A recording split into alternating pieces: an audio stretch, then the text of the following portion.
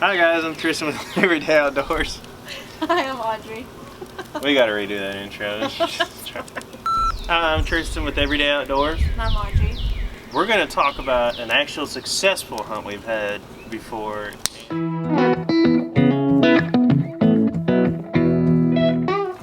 And it was during the rut rifle season in Kentucky. Now this is Kentucky that we're talking about, so you can bait. So we were using corn for all the viewers out there, just to clarify.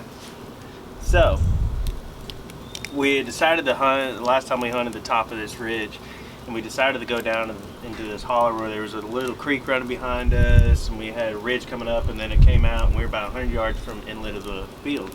We had to cut through out to the field. And the bucks had pretty good rut going on already. They had a pre-rut that had already started, and really that year I think the rut started a little bit early, and they were running around pretty good. They were going pretty fast. And so I decided to take her out there, and I said, you know, I haven't got my buck yet, but I will give you the first shot. So we hunt all morning. Bucks are running everywhere.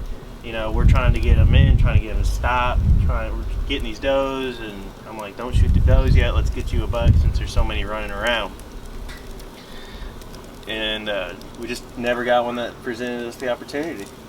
You know, one never stopped by us or anything like that. So we went in for lunch, and we got out there, back out there a little bit early, and we were sitting in the stand. And go ahead, I'll let you tell the rest. Yeah, thank you. Anyways, there was this little 5-pointer buck, and my goal was to get at least a 6-pointer or higher for my first buck, because I know, like, your first one you don't want to get a super big one, because then, you know, there's no room to grow from that one. So I wanted to at least get a 6-pointer buck, and it was a 5. It was a really small 5, but I was like, I don't know. And Tristan's like, yeah, go ahead and shoot it. It's your first buck. And I was like, no. I said, if he comes back, then I will shoot him. Now keep in mind, this deer is eating the whole corn pile, so I'm wanting to get rid of it.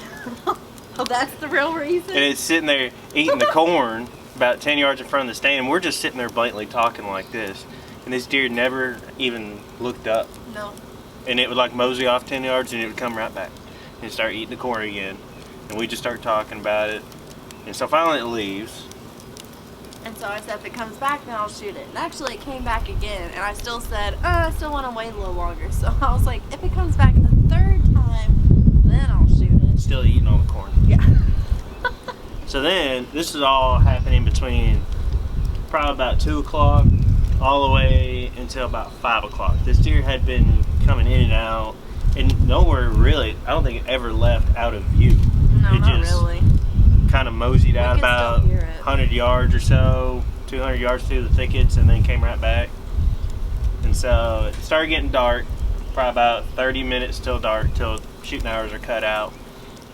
And here comes old 5-pointer Boone and Crockett coming right back again for all the corn out of the whole county. I was just trying to fatten him up before I got him. Regardless, I finally was like, okay, I guess this is a sign that I'm supposed to shoot this buck. Which later on I regretted. But I shot it. I was super excited. And it was one shot down. We didn't even have to like go look for it or anything. So it literally just fell right at the spot that I shot.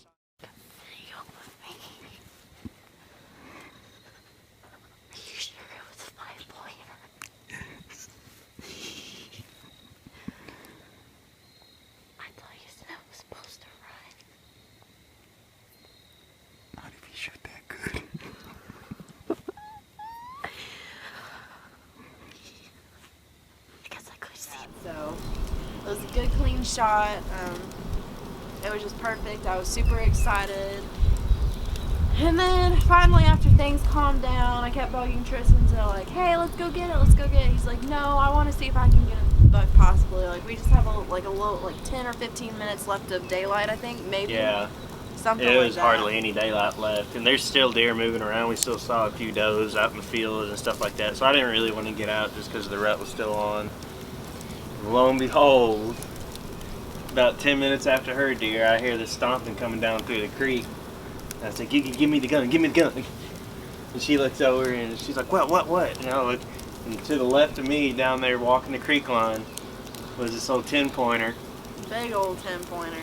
And as soon as he got broadside, right between two pine trees, I whistled down and he stopped. Which probably not the best thing to do, but it was like one of the first things that popped in my head was just whistle. So I whistled, he stopped, looked up, shot him broadside. Did a pretty good shot. He ran off about 75 yards and kind of unsure if I hit him real good or not, so I just went ahead and put another shot into him. And I want to say he ran another 10 yards and fell. And so I didn't get any praise for my deer. No. First thing I got was, you knew he was gonna come. I said, it's the rut. I didn't know no, you knew he was gonna come. Yeah, I was like, no, I didn't. I was so mad. I got a 6-pointer when I could have gotten a really nice, no, what do you mean 6-pointer? 5-pointer. 5-pointer. Oh, excuse me. She ended up with a 5-pointer. Yeah. I got my 10-pointer. Yeah. Double the Yeah. size. Yeah. Still no praise to it to this day. No, But still salty over it. yeah, so, but it was really cool because we both got a buck in the same night and the same evening out of the same stand, about 10 minutes apart. So we both threw them on the tailgate, and somebody else got a buck that night, didn't they? Your dad did. Yeah, my dad got a really nice deer that night too, and I think it was then an 8-pointer. we got a few does on the ground, so we had some meat for the freezer, and turned out to be a pretty good hunt, all of us around. That was a good time. Yeah, that's what it's all about. It's just friends and family all coming together and spending the time out in the woods. I'll eventually forgive him. No, she won't.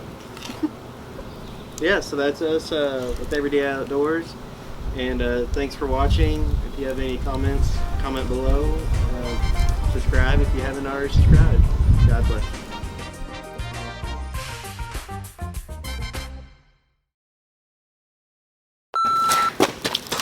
I was just about to tell someone to kick that in there. You're gonna singe my microphone. You're the one that threw the stick on there that's 5 foot long.